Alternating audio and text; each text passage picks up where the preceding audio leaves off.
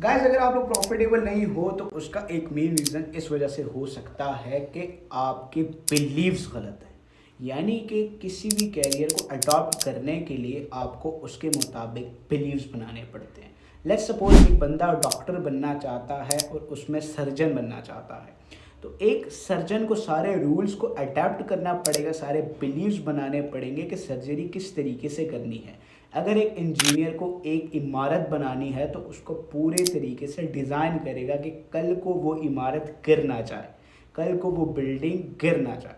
इसी तरीके से ट्रेडिंग भी एक कैरियर है, ट्रेडिंग भी एक बिजनेस है, और इसके अंदर अगर तुम्हें तरक्की करनी है, इसके अंदर अगर तुम्हें सक्सेस चाहिए तो इसके मुताबिक तुम लोगों को इसके अंदर बिलीव्स बनाने हैं। बिलीव जो आज की पूरी मास्टर क्लास होगी जस्ट इसी के ऊपर होगी कि अपने आप को किस तरीके से उस लेवल पे लेकर जा सकते हो कि तुम्हारे बिलीव्स और एक सक्सेसफुल ट्रेडर के बिलीव्स एक लेवल पे आ जाए। बहुत ही दाना शख्स ने कहा था, believe and you will become. यानी कि जैसा आप अपने बारे में बिलीव करोगे वैसा ही आप बन जाओगे।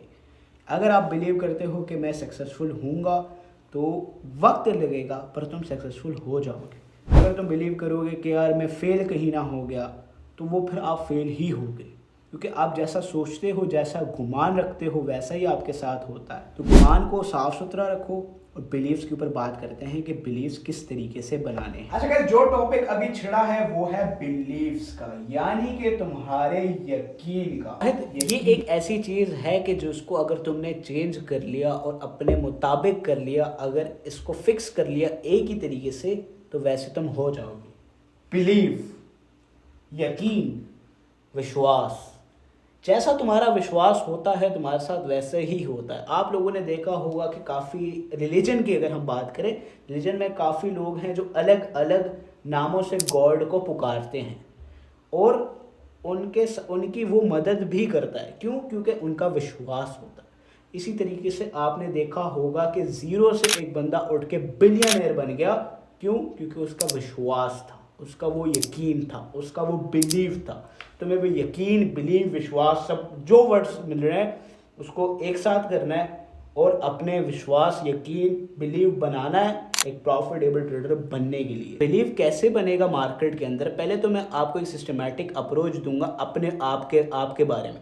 वे जैसा आप अपने बारे में सोचोगे वैसा आप बन जाओगे।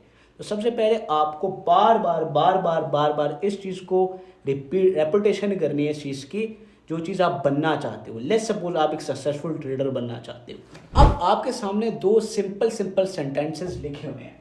I am a successful trader, I am making $1 million from trading. ये देखने में तो बहुत सिंपल लगता है, ओके बस एक बार बोल दिया ठीक है, पर नहीं, इसकी बार बार रेपिटेशन करनी है और अपने अंदर बिलीव लेकर आना है। बिलीव और इमोशंस के साथ बोलो that I am a successful trader, I am a fucking successful trader. I am a successful trader. I am making $1 million from trading every month.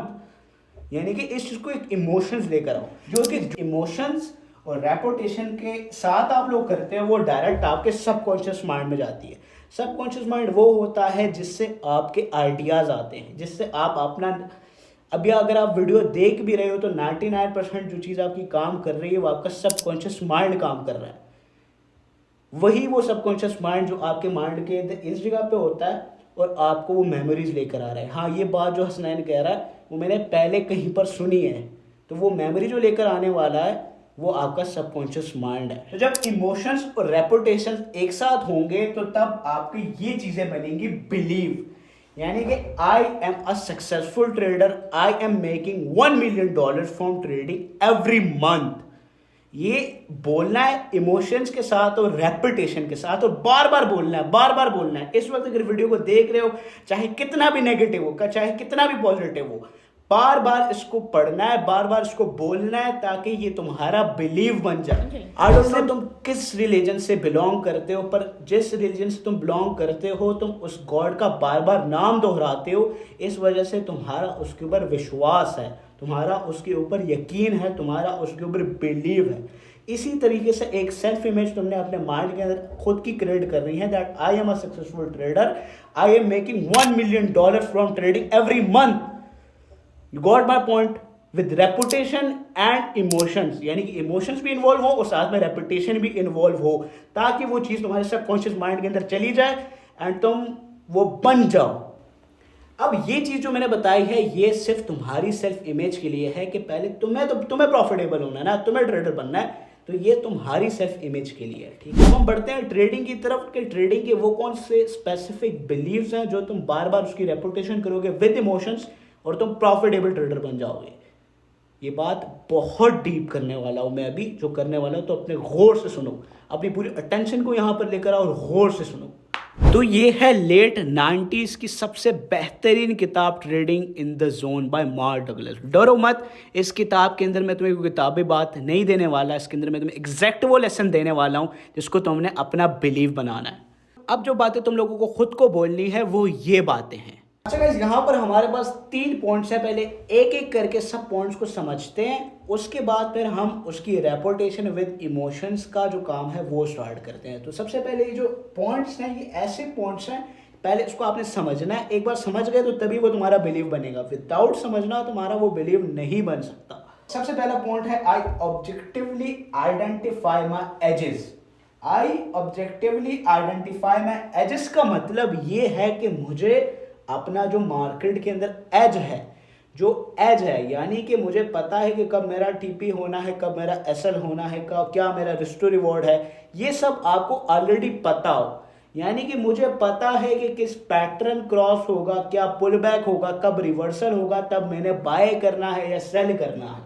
I objectively identified my edges, इसका ये भी मतलब आप लोग कह सकते हो कि मुझे उसके ऊपर मास्टरी हासिल हो गई है, यानी कि कब मैंने बाय करना है, कब मैंने सेल करना है, कौन सा रिस्क होगा, क्या रिस्क रिवॉर्ड होगा, इस चीज़ के ऊपर मुझे पूरी मास्टरी हो गई है। क्योंकि जब तक ये बिलीव नहीं होगा तुम्हारे अंदर फियर और डाउट आ सकता है। Define my risk before every trade का मतलब ये है कि हर ट्रेड लेने से पहले मैं अपने अकाउंट का पूरा गैम्बल नहीं करता, मैं अपने अकाउंट के ऊपर जुआ नहीं खेलता, मैं अपने अकाउंट के ऊपर सट्टाबाजी नहीं करता, मैं अपने अकाउंट के ऊपर ट्रेड लेने से पहले हर एक ट्रेड का रिस्क फिक्स रखता हूं।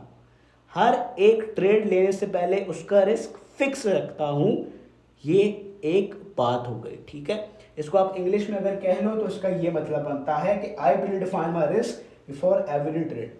हर ट्रेड लेने से पहले मैं अपने रिस्क को प्री डिफाइन करता हूं, उसके बाद मैं एंट्री लेता हूं।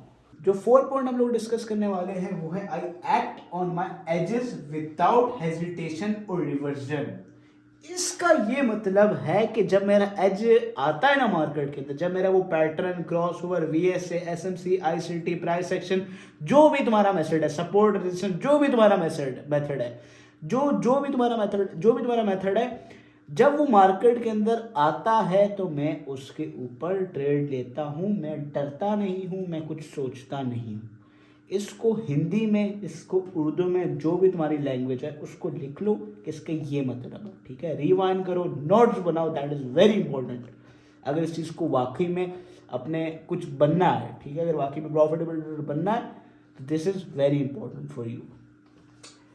आई act on my edges without hesitation और रिवर्जन, यानी कि मुझे डर नहीं आता किसी ट्रेड लेने से पहले, मुझे कोई फीलिंग वगैरह नहीं आती कोई ट्रेड लेने से पहले, और मैं उस ट्रेड को बगैर डरे, बगैर हेजिटेट किए ले लेता हूँ।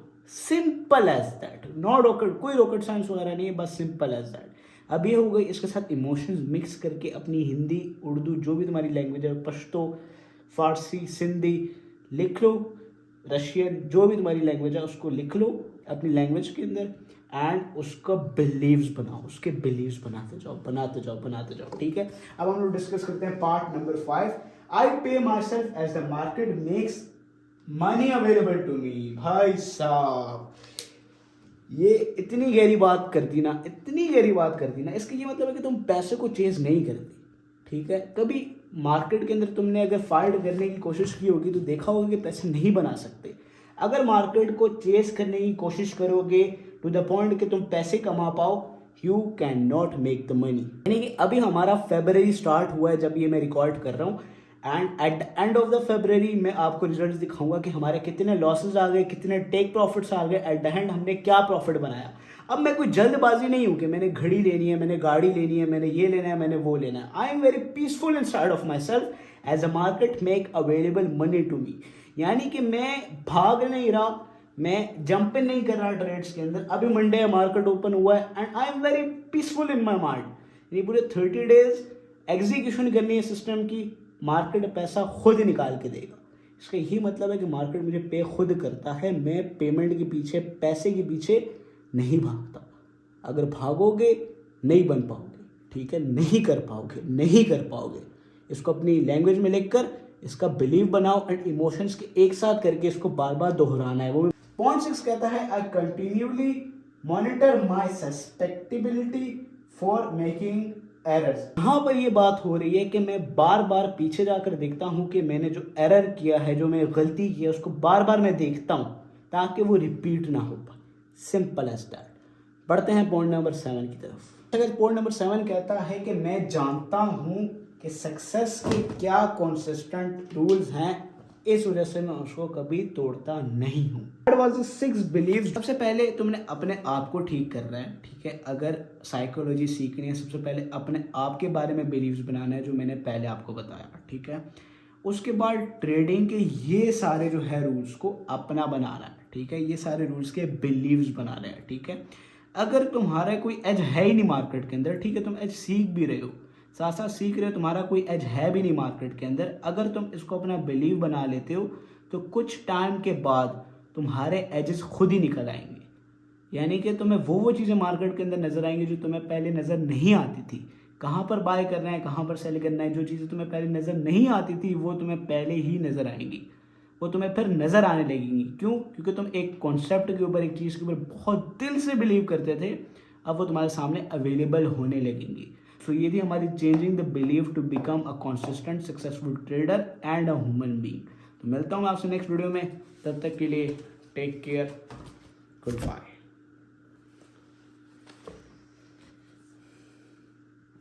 Point number 3, I completely accept the risk. I am willing to let go of the trade. And that is the most important point. ये तीसरा है, अभी और हम लोग आगे जाएंगे। इसका मतलब ये है, इसका मतलब जो है वो ये है कि मैं इस चीज़ को एक्सेप्ट करता हूँ कि मेरा ये रिस्क है और मैं इससे अटैच नहीं हूँ। अगर ये ट्रेड मेरा लॉस चला जाता है, मेरा माइंड पीसफुल रहेगा। अगर ये ट्रेड मेरा एसएल चला जाता है, मेरा माइंड पीसफुल रहेगा। This is very important. Listen to with your full attention man. What I am saying, listen with the full attention. अगर ये ट्रेड एसएल चला जाता है तो मुझे कोई प्रॉब्लम नहीं होगा। I completely accept my risk. मैं अपने रिस्क को पूरी तरीके से कंप्लीट कर रहा हूँ, मैं अपने रिस्क को पूरी तरीके से एक्सेप्ट कर रहा हूँ। अगर ये एसएल चला जाता है तो मुझे कोई मसला नहीं होगा। तो ये थे इसके 3 points. I objectively identify my edges, I predefine the risk of every trade, I completely accept the risk and I am willing to let go of the trade. अगर ये लॉस हो जाता है तो मुझे कोई मसला नहीं होगा, ठीक है। आई predefine the risk of every trade. मैं हर ट्रेड लेने से पहले जुआ नहीं खेलता और एक प्री डिफाइन रिस्क के साथ ट्रेड के अंदर एंटर करता हूँ। आई ऑब्जेक्टिवली आइडेंटिफाई माई एजेस, यानी कि मुझे पता चल गया कि कहाँ पर बाय करना है, कहाँ पर सेल करना है, या मैंने उस पर टेक्निकल एनालिसिस के ऊपर, प्राइस एक्शन, एसएमसी, आईसीटी, जो भी आप लोग करते हो उसके ऊपर एक मास्टरी हासिल कर ली। तो ये है 3 इंपॉर्टेंट पॉइंट्स। इस पेज का आप लोग एक स्क्रीनशॉट ले लो और अपने पास लिख लो। अब हम लोग आगे बढ़ते हैं चौथे, 5वें, 6ठे और 7वें पॉइंट्स पे। जो 4 पॉइंट हम लोग डिस्कस करने वाले हैं वो है I act on my edges without hesitation और रिवर्जन। इसका ये मतलब है कि जब मेरा एज आता है ना मार्केट के अंदर, जब मेरा वो pattern, cross over, VSA, SMC, ICT, price action, जो भी तुम्हारा मेथड है, सपोर्ट, रेजिस्टेंस, जो भी तुम्हारा मेथड है, जो भी तुम्हारा मेथड है, जब वो मार्केट के अंदर आता है तो मैं उसके ऊपर ट्रेड लेता हूँ। मैं डरता नहीं हूँ, मैं कुछ सोचता नहीं हूँ। इसको हिंदी में, इसको उर्दू में, जो भी तुम्हारी लैंग्वेज है उसको लिख लो कि इसके ये मतलब है, ठीक है। रिवाइंड करो, नोट्स बनाओ, दैट इज़ वेरी इंपॉर्टेंट। अगर इस चीज़ को वाकई में अपने कुछ बनना है, ठीक है, अगर वाकई में प्रॉफिटेबल बनना है This is very important for you. I act on my edges without hesitation or reversion. यानी कि मुझे डर नहीं आता किसी ट्रेड लेने से पहले, मुझे कोई फीलिंग वगैरह नहीं आती कोई ट्रेड लेने से पहले, और मैं उस ट्रेड को बगैर डरे बगैर हेजिटेट किए ले लेता हूँ. Simple as that. No rocket, कोई रॉकेट साइंस वगैरह नहीं है, बस सिंपल एज दैट. हम लोग डिस्कस करते हैं part number 5. I pay myself as the market makes money available to me. भाई साहब, ये इतनी गहरी बात कर दी ना, इतनी गहरी बात कर दी ना. इसका ये मतलब है कि तुम पैसे को चेज नहीं करते. ठीक है, कभी मार्केट के अंदर तुमने अगर फाइट करने की कोशिश की होगी तो देखा होगा कि पैसे नहीं बना सकते. अगर मार्केट को चेज करने की कोशिश करोगे टू द पॉइंट कि तुम पैसे कमा पाओ, you can not make the money. Point 6 कहता है I continuously monitor my susceptibility for making errors.